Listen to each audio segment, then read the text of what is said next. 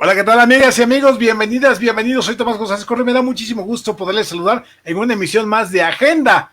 Jueves de economía con mi buen amigo Hilario Barcelata Chávez, a quien le mando un gran abrazo a la distancia. Mi estimado Hilario, buena tarde. Muy buenas tardes, mi querido Tomás. Un abrazo para ti también y un saludo para todos aquellos que nos ven y nos escuchan. Un gusto estar aquí contigo cada jueves compartiendo ideas y reflexiones acerca de la economía de nuestro país. Oye, pero ahora sí que vamos a poner un poco el contexto internacional. Puras malas noticias para hoy. Economía de Estados Unidos se hunde en 32.9% en el segundo trimestre, siendo su mayor caída en el 1947, dice un titular del Financiero. Uh-huh. Nos pone también, ahí se fue la nota, acá está. La economía mexicana se desploma 18.9% en su segundo trimestre, su peor caída en la historia. Y bueno, López Obrador basa su esperanza en que las remesas salven la economía, aparte de lo que ya habíamos comentado en algún momento, malas noticias, y además se agrega una nota sobre la CEPAL que dice que la pandemia dejaría 231 millones de pobres en América Latina. Ese es el panorama general, mi estimado Hilario. Sabemos que tenemos un aspecto particular desde el trabajo que están ustedes haciendo en el Foro Económico, pero ese es el contexto, mi estimado Hilario, parte de lo que ya hemos venido abordando aquí en Agenda. Sí, verdaderamente una noticias muy desagradables como es de esperarse, toda vez que la parálisis económica no ha podido ser mitigada, incluso en Estados Unidos, en donde le han puesto gran cantidad de recursos el gobierno norteamericano, y por supuesto en México, en donde el gobierno mexicano simplemente no le puso recursos fiscales a un programa para combatir la parálisis, digamos, los efectos de la parálisis económica, y lo que estamos viviendo es terriblemente dramático, es terriblemente trágico. La variación del Producto Interno Bruto de este trimestre, del segundo trimestre comparado con el mismo trimestre del año pasado, acusa una caída de 18.9, 19% la caída. Terrible, y si nos vamos a las actividades secundarias, la caída es del 26%. Las actividades terciarias cayeron un 16%. Verdaderamente un escándalo esta situación que estamos viviendo. Y bueno, tratando de identificar por dónde, porque a final de cuentas esta es la crónica de una crisis anunciada. Sí, Desde que claro. sabíamos, ¿no?, que iba a haber que teníamos que parar la economía porque venía la pandemia, desde entonces pudimos habernos preparado para manejar de mejor modo la pandemia y de mejor modo la parálisis que necesariamente se tenía que enfrentar. Y creo que si se hubiera establecido una estrategia de control de la pandemia, desde que todavía no estábamos en la fase 1, desde que todavía se hubieran podido poner cercos sanitarios en los aeropuertos para que no nos llegara con la fuerza que llegó desde el exterior. Es decir, tantas cosas que se pudieron hacer y no se hizo nada. El mal manejo de la pandemia, del contagio, propició esta parálisis económica tan grande y además ha propiciado que se extienda mucho más en el tiempo, porque al no haber una estrategia de control del contagio, pues la economía no puede retomar su dinámica. Y yo quiero decir esto porque uno puede decir, bueno, pero es que el presidente no tiene la culpa. No, el presidente no tiene la culpa de los contagios, de la pandemia, bueno, que se haya extendido, que se haya extendido de la manera en la que se extendió, sí tiene la culpa. Claro. Y por supuesto, de que la profundidad de la crisis sea de esta magnitud, también, porque tampoco estableció una estrategia de control del desastre económico. Es decir, no hubo ni una estrategia de control de la pandemia, ni una estrategia de amortiguamiento de la caída de la economía. mató la economía y no mató al virus. Ahí sigue vivo y la economía está moribunda, si no es que muerta, ¿no? Es verdaderamente grave. ¿Qué frase te acabas de aventar, Hilario? Mató la economía, pero el virus ahí sigue.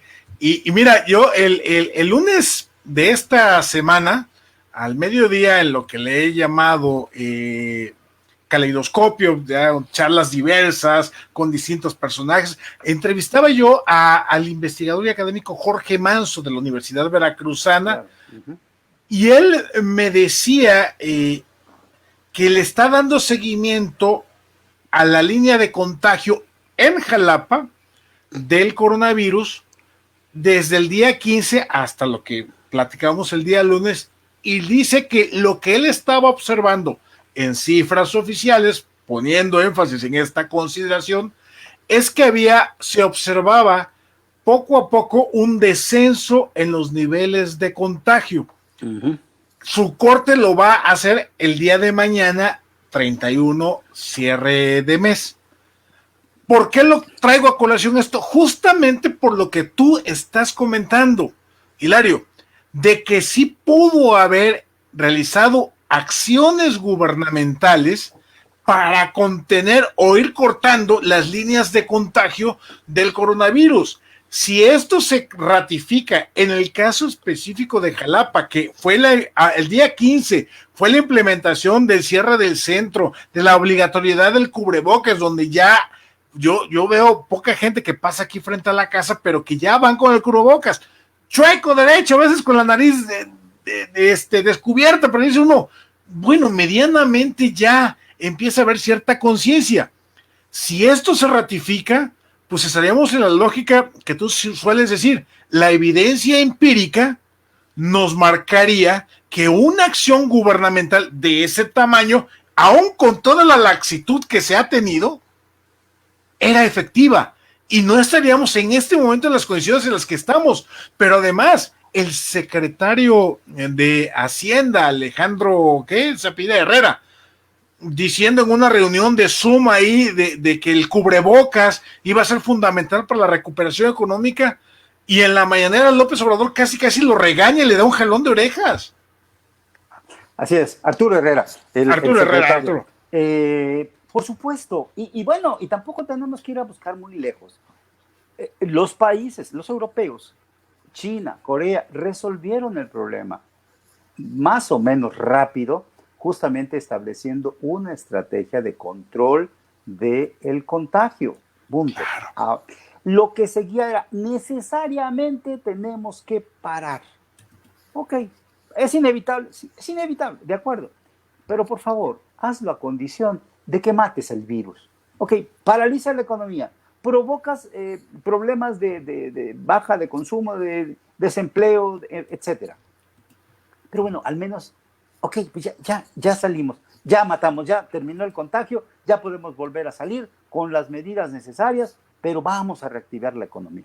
Pero aquí no se ha podido hacer nada. Y lo que tú mencionas es muy importante porque demuestra que efectivamente sí había capacidad para establecer una estrategia mínima que podía dar buenos resultados sin caer en autoritarismos, en obligatoriedades que pudieran molestar a la población, y que yo creo que más bien la población estaba esperando el momento en que le dijeran es obligatorio para empezarlo a hacer. Entonces, eso es un error, demuestra una incapacidad para gobernar, para elaborar políticas públicas de cualquier naturaleza. Y la consecuencia, desafortunadamente en este caso, las consecuencias se están viviendo de una manera muy dramática, y ahora sí que están pagando injustamente quienes pues no podían ni meter las manos, porque pues no podían hacer nada, tantos millones de trabajadores hoy desempleados y sin recursos suficientes para comer diariamente, ¿no? Sí, y es que, Hilario, yo lo que he venido diciendo es que este dato económico es apenas el inicio, la entrada al infierno económico que se nos viene, ¿eh? Así O sea, es. digo, no quiero ser catastrofista, pero esto es nada más el arranque, la probadita, lo que se viene brutal. Sí, sí, sí, ya si lo quieres parafrasear con los infiernos, bueno, pues los infiernos según Dante eran 9, me parece, ¿no? Exacto. 9 círculos, entonces, pues ahorita vamos como en el quinto infierno, yo creo, ¿no? Todavía nos falta profundizar más. Acabamos de publicar un boletín del Observatorio de las Finanzas Públicas en donde hicimos un análisis sobre los motores del crecimiento económico para observar cómo los elementos que impulsan la actividad económica están prácticamente apagados. Estos 4 motores son el consumo interno, la inversión fija, el gasto público y las exportaciones netas. Y rápidamente te doy el dato. Abril-mayo, más o menos, que lo tenemos publicado por el INEGI, el consumo interno cayó 22%, la inversión bruta fija cayó 37%, el gasto público 5%, aunque en algunos rubros cayó mucho más, y las exportaciones netas cayeron 17.8%. Los motores apagados. Y con motores apagados, pues ningún avión vuela, ningún automóvil camina. Entonces, sí, todavía viene lo peor porque me parece que en términos de estadísticas, porque todavía no se está cubriendo totalmente el semestre, y más adelante en el tercer trimestre es muy probable que tengamos una caída más profunda que a lo mejor se logra atenuar ahí por el último trimestre, noviembre, diciembre. Definitivamente ha faltado una visión clara de la problemática. El día de ayer, el subgobernador del Banco de México, Gerardo Esquivel, publicó un artículo muy interesante, recopilando, digamos, toda la información y haciendo análisis de lo que ha pasado en términos económicos y sociales. No abunda mucho en términos de dar más, sino dar una visión integrada. Pero me gustó mucho la referencia que hace citando al presidente Franklin Roosevelt, en alguno de sus discursos cuando implementaron en Estados Unidos el New Deal en 1936, posterior a la gran crisis económica del 29, y que justamente fue el programa económico que permitió salir adelante a la economía norteamericana. En alguna parte dice: el colapso de la economía fue el precio que pagamos por no enfrentar inteligentemente los problemas de la empresa privada en un mundo moderno. Hubo quienes aconsejaron rutas extremas en los días de la crisis del 33. Muchos dijeron que la deflación debería seguir su curso, eliminando a través de la bancarrota a todos menos a un puñado de los más fuertes. Algunos, incluidos muchos empresarios, instaron a que la única solución fuera que el gobierno se hiciera cargo de todo y manejara las cosas por sí mismo. Dice Roosevelt: tomamos el camino intermedio. Utilizamos los mecanismos y recursos que solo el gobierno tiene disponibles para permitir que las empresas individuales reanudaran sus funciones normales en un orden competitivo, socialmente sano. Proporcionamos crédito en un extremo del mecanismo comercial y poder de compra en el otro. Crédito, compra, poder de compra. Las tuberías rotas del sistema circulatorio de la economía se han soldado nuevamente, decía ahí en el 36. Y aquí fue justamente lo que faltó. Las tuberías rotas del sistema circulatorio de la economía no se han soldado porque no se utilizó ni el crédito en un extremo ni el fortalecimiento del poder de compra en otro. Y eran dos cosas que estaban en manos del gobierno. De alguna manera, el Banco de México trató de hacer algo, pero ha faltado mucho la intervención del gobierno. Y el mismo Gerardo Esquivel, subgobernador del Banco de México, vuelve a insistir en que todavía es tiempo de implementar estas medidas para salvar a la economía mexicana. De un colapso mayor, por supuesto. Sí, por supuesto.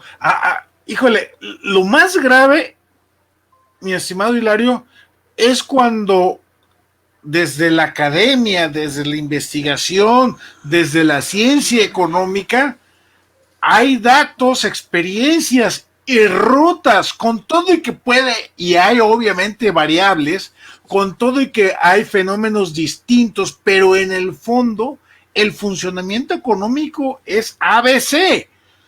Luego, entonces, cuando queremos inventar el hilo negro y el agua tibia, diciendo que tenemos la fórmula para enfrentar esto y que ya pronto, dijo López Obrador, que a partir de agosto creo que esto ya, en lo económico ya íbamos a salir también, pues caray, dice uno, digo, no soy especialista en economía, pero 2, 3 cosas que he leído me permite saber que esto está terriblemente peor lo que se viene.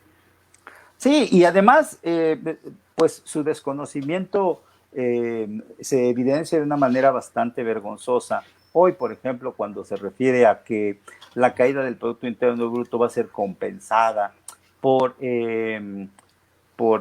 las remesas a las familiares que están, las remesas internacionales de divisas que están llegando a las familias, que han crecido un 10% real anualmente. No, pues no. Las remesas no generan una mayor actividad económica. Las remesas cuando más pueden amortiguar la caída del poder de consumo de algunas familias, y digo algunas, claro, que sean muchas, porque la gran mayoría de la población pues no recibe ese beneficio. Y luego remata el presidente haciendo muestra de su ignorancia en economía, diciendo que lo que importa no es el crecimiento, lo que importa es que haya dinero y que la gente pueda comprar. Pues no es así. No es así porque la gente puede tener dinero hoy, pero mañana no. Y ver afectado su nivel de bienestar de una manera muy profunda cuando ese dinero se acabe y no tenga forma de generar más por sí mismo, es decir, de generar más riqueza. Entonces, es sumamente grave. Yo no sé si realmente él cree en lo que dice o está cierto de que no es así, pero pues como él está en campaña permanentemente, pues lo dice para no perder votos para la siguiente elección, ¿no? Oye, Hilario, lo más dramático sería llegar a una situación en donde se tenga dinero, pero como la cadena productiva ya se rompió, se desbarató, no haya que comprar. Tienes mucha razón, Tomás, y qué bueno que lo mencionas, porque aquí hay que ver que la crisis económica sufre 2 choques, por el lado de la oferta y por el lado de la demanda.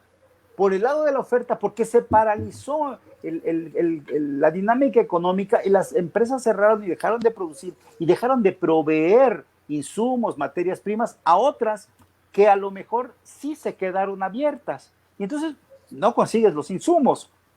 Y por el otro lado, el choque de demanda, porque la gente se quedó sin dinero, sin ingresos, sin salario, sin trabajo y sin poder adquisitivo.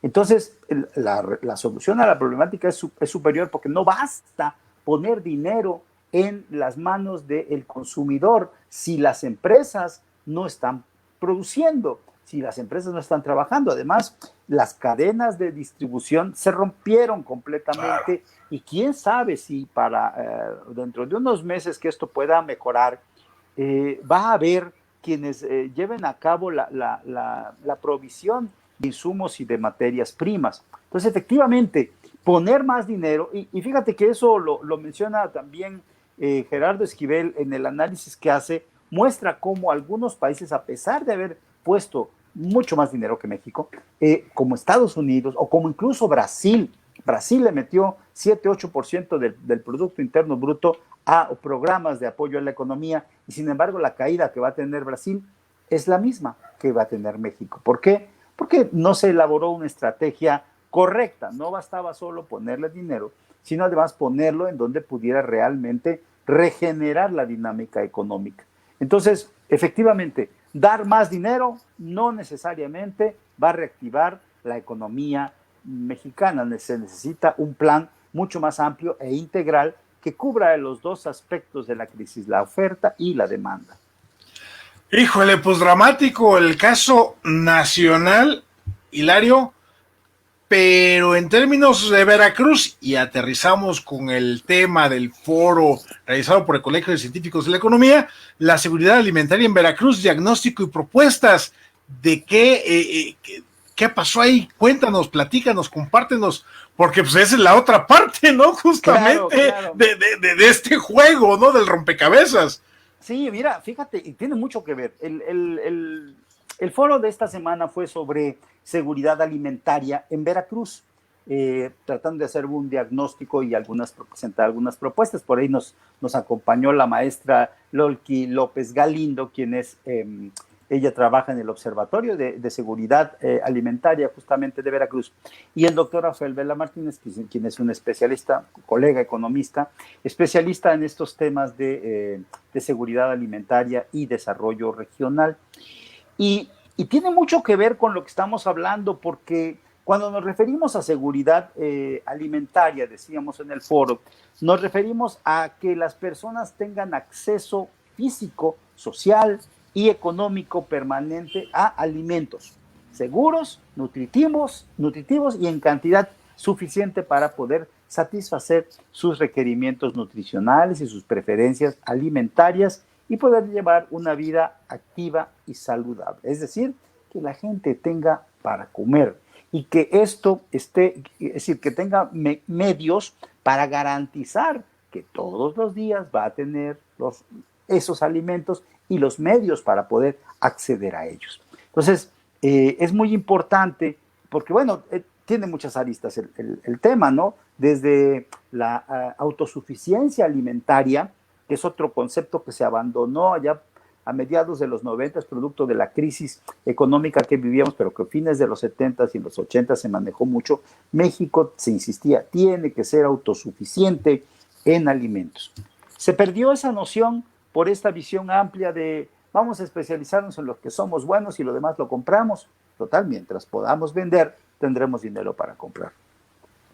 Allá por el 2000 tuvimos una crisis, tal vez lo recuerdas, una crisis muy importante que nos, en materia de arroz, de producción de arroz, claro, a nivel mundial, y nos agarró en México en una situación en la que se había desmantelado la planta productiva de arroz, primordialmente aquí en Veracruz. ¿Recordás? Veracruz era uno de los principales productores de arroz en el país, y el país producía una gran cantidad de arroz para el consumo. No tuvimos tuvimos que dejar de comer arroz, de consumir arroz, porque los países productores de arroz, Indonesia, China y demás países del sudeste asiático, dijeron, no, primero abastecemos nuestro país y les vendemos lo que nos quede. Evidentemente había unas cosas muy grandes porque les quedaba muy poco para vender. Nos quedamos así. Y lo mismo nos pasó con el maíz algunos años después. Entonces, las políticas públicas han fallado en términos de incrementar la producción de bienes agrícolas para el consumo. Pero otra cosa que tiene también mucho que ver con la seguridad alimentaria es los recursos que tiene cada familia para destinar al consumo de bienes y servicios.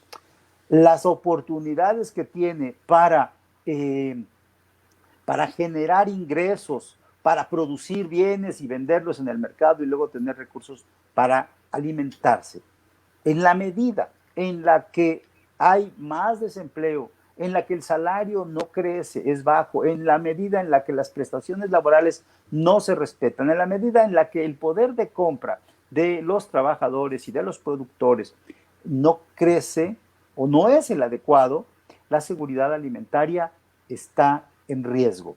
Lo que es decir que la gente pasa hambre y puede llegar a morir de hambre, como pasa en los países africanos, ¿no? Entonces es una situación verdaderamente delicada y complicada.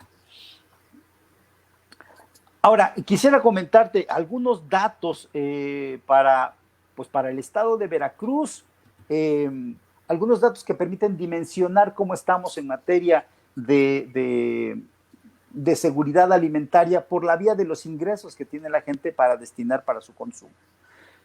Por ejemplo, los datos son para 2019. Tenemos que Veracruz ocupa el sexto lugar entre los estados con un mayor porcentaje de población ocupada, con un ingreso laboral que es inferior al costo de la canasta alimentaria, es decir, su ingreso laboral no le permite comprar la totalidad de la canasta alimentaria por el costo que representa y por el ingreso que él tiene. 50% de la población, pues, no tiene para comer adecuadamente en el Estado. Eso es verdaderamente crítico. El ingreso laboral per cápita en Veracruz en 2019, que es el último dato que tenemos, es de 1,794 pesos. 1,794 pesos. Lo cual es inferior al precio de la canasta alimentaria que permitiría satisfacer las necesidades alimentarias, ya no digas otras, ¿eh? Las necesidades alimentarias. Y en esa situación, digo, si lo comparamos con otros estados, pues Veracruz está en el lugar 29 entre los en los últimos lugares, porque es de los que presentan un menor ingreso laboral. Hasta arriba está, pues, por ejemplo, para ver que veamos la distancia, Baja California Sur con 4,300, Baja California con 3,700, Quintana Roo con 3,500, el doble y más de lo que tiene un veracruzano promedio para comer. Entonces, la seguridad, no hay seguridad alimentaria en nuestro estado. Y yo quisiera saber en qué momento el gobierno de Veracruz ha anunciado una estrategia de seguridad alimentaria para garantizar el abastecimiento de alimentos, es decir, que haya alimentos, pero que también haya poder de compra para la redundancia, para comprarlos. Híjole, qué datos, Hilario, porque, hijo, no, está terrible, o sea, Veracruz está devastado, por donde lo mire uno, es una tragedia esto. Sí, verdaderamente pareciera que nos ha pasado, nos pasó encima, quiero ponerlo de esta manera, el huracán Javier nos pasó encima y nos devastó, nos dejó una tragedia económica. De entonces a la fecha, pues la economía no se ha recuperado.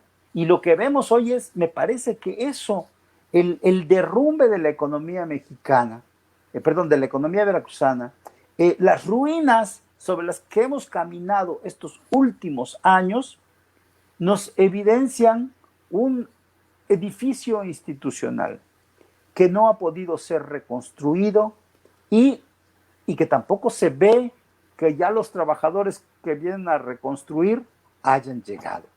No hay reconstrucción, no hay políticas de reconstrucción estatal. Y me parece sumamente grave cuando hablamos de que va de por medio la vida de las personas porque no hay ingresos suficientes para la sobrevivencia. En general, en Veracruz, de acuerdo con las estadísticas de Coneval, 60% de la población se encuentra en pobreza.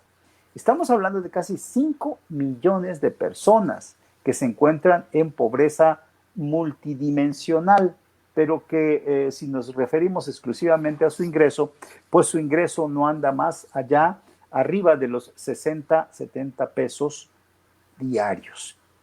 Entonces, realmente sí se requiere una estrategia de reacomodo, de reconstrucción, quiero utilizar esa palabra, de reconstrucción estatal de nuestro estado, de recomposición, de reestructuración para poner a nuestro estado en la modernidad. Porque solo a través de una reconstrucción económica, de una reformulación de las bases del crecimiento económico, lo cual implica una reestructuración de la planta productiva, solo a través de ese medio podríamos salir adelante, reactivar la dinámica económica y aprovechar las grandes oportunidades de negocio que ha abierto desde el 94, los tratados de libre comercio que tenemos con más de 45 países y que no se aprovechan, ya aquí lo habíamos comentado, porque los productores no están preparados para eso y porque nadie les ayuda a prepararse. Las estrategias, ¿dónde están las estrategias? Hoy, me parece que fue hoy o ayer, bueno, no importa, el presidente de Coparmex, Alberto Aja, un joven bastante dinámico, inquieto, propone al gobierno del estado crear el Consejo Económico Estatal, una figura que aparece en ley para constituirla con empresarios, con funcionarios y poder elaborar un plan alternativo de desarrollo económico del Estado y poder pues acordar, digamos, acciones, estrategias conjuntas con los que impulsan el crecimiento del Estado, que son precisamente los empresarios. Hubo una reunión incluso con los líderes nacionales de las cámaras empresariales, y ahí se llegó a esas condiciones porque hay una preocupación a nivel nacional expresada por los líderes de las cámaras en el sentido de decir, Veracruz está mal y tenemos que llamar la atención del gobierno del Estado para que pues se pueda convocar a las fuerzas vivas, digamos, a los agentes económicos que además están muy interesados en participar. Decir, a ver, vamos a hacerlo por aquí, vamos a hacerlo por allá, establecer el Consejo Económico Estatal y 10 consejos económicos regionales que ayudarían a elaborar un diagnóstico y una estrategia para reactivar al Estado de Veracruz, para reconstruir a nuestro Estado. Me parece una iniciativa muy importante de parte de los empresarios y en particular del señor Aja, quien verdaderamente está preocupado por esta situación y está convocando, está agrupando a los empresarios y haciendo la llamada, tocándole la puerta al gobierno del Estado para decirle, señores, aquí estamos, señor gobernador, aquí estamos los empresarios, queremos participar, queremos colaborar y creo que es hora de que nos pongamos a trabajar, no solo los empresarios, los funcionarios, los académicos, todos en un esfuerzo grande por el impulso al desarrollo de nuestro Estado. Interesante el concepto que estás manejando, que es la reconstrucción. Y efectivamente, Veracruz requiere de manera urgente un proceso de reconstrucción desde las relaciones institucionales, gobierno, iniciativa privada, con la academia, con los factores de producción, de consumo, etcétera, etcétera, etcétera. Y esto pasa por el reconocimiento gubernamental de decir, no puedo solo, necesito que todos le entremos. Ahora sí, como cuando se atasca un carro y pues todos nos tenemos que bajar a empujarlo, mi estimado Hilario, porque no hay de otra. Si cuando estábamos bien económicamente y bien comparado con este año, me refiero al año pasado, pues uno hubiera esperado un gobierno con un ímpetu económico y productivo de echar banderazos por arriba, por abajo, pláticas, diálogos, acuerdos, convenios con los empresarios para haber tenido un año de despegue con todas sus limitaciones y sus tropiezos, pero híjole, no se hizo y nos cayó la pandemia. Entonces, no solamente tuvimos un pésimo año el año pasado, vaya a ser la redundancia, sino que este año no hay manera de llevarlo hacia arriba. Lo que tenemos que estar trabajando ya es en la contención de la caída. Exactamente. Sí, efectivamente. Ahora tenemos que levantar primero la economía y luego ponerla a caminar. Entonces necesitamos doble estrategia, una gran estrategia de 2 pasos por lo menos. Una para levantarla, para ponerla en el lugar en donde estaba cualquiera que haya sido ese lugar, que la verdad no era muy alto, pero bueno. Y la segunda, para a partir de ahí impulsarla con una estrategia de modernización, de transformación muy importante, haciendo cosas, hay que decirlo, que nunca se han hecho en Veracruz, para ver un Veracruz que nunca hemos visto, porque de otra manera, pues no vamos a lograr nada. En el foro, el doctor Vela planteaba en materia de seguridad alimentaria algunas líneas, algunas propuestas que me gustaría señalar de manera general para no andar, son varias, pero por ejemplo él habla de la necesidad de fortalecer las cadenas productivas del sector agropecuario con inversión directa, con créditos a los productores, impulsar cadenas de distribución regional e intermunicipal con regiones metropolitanas, reconstruir caminos cosecheros y carreteras integradoras campo-ciudad, abrir los mercados de las grandes ciudades, tianguis y mercados municipales a los productores agropecuarios de Veracruz, porque los productores agropecuarios de Veracruz no son los que nos alimentan. Los productos agropecuarios los estamos trayendo de otros estados. Sí es.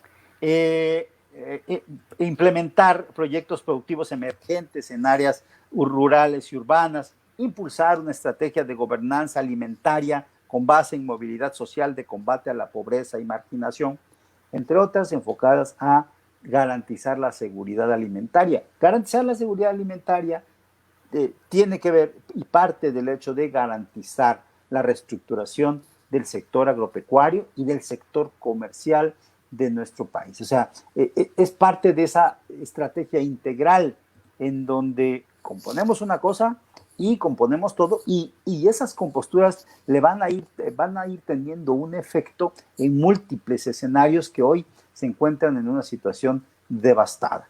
Entonces, bueno, pues también de parte de la academia, de los académicos, y me incluyo, hay una disposición muy grande para colaborar, para ser propositivos, para dar ideas, para hacer diagnósticos, para trabajar por Veracruz, porque finalmente de eso se trata. Es nuestra casa y todos tenemos que ver por ella y poner nuestro grano de arena sin afanes protagónicos y sin fines de lucro, hay que decirlo, porque es como tú dices, ¿no? Tenemos que empujar el cochecito, sacarlo del atasque que tiene.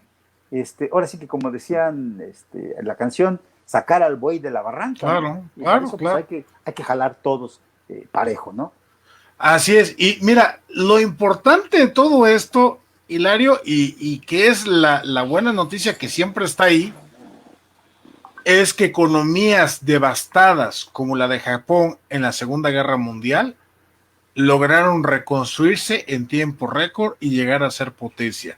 Es decir, es posible, es factible, hay la experiencia internacional e histórica, solamente es cuestión de ponerse de acuerdo y ponerse a trabajar en conjunto. Mi estimado Hilario, mensaje final.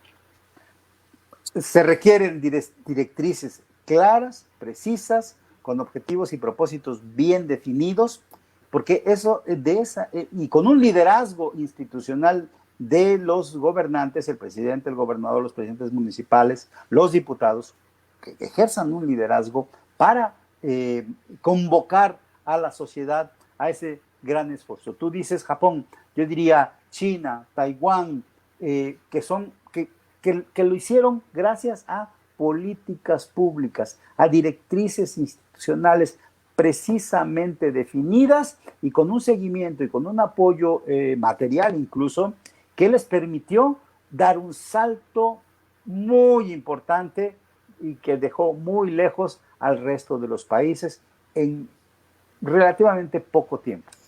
Eso necesitamos hoy. Así es, y pues a seguir bordeando justamente sobre estos temas, mi estimado Hilario, te mando un fuerte abrazo, muchísimas gracias por este diálogo siempre interesante, sobre un tema que quizá no es tan taquillero, pero que es importante y es fundamental, porque pues es la economía, o no hay vida, así de simple. Te mando un fuerte abrazo, mi estimado Hilario.